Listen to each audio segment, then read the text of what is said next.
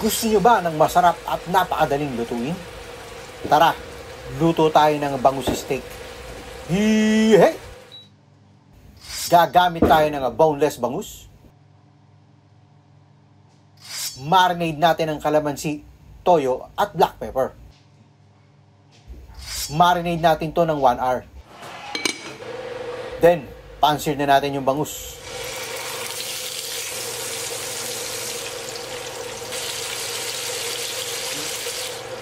Balik ta rin lang natin pagluto na. Set aside na natin. Maglagay ng white onion. Then ilagay natin yung ginamit nating marinade. Ilagay na rin natin yung niluto nating bangus.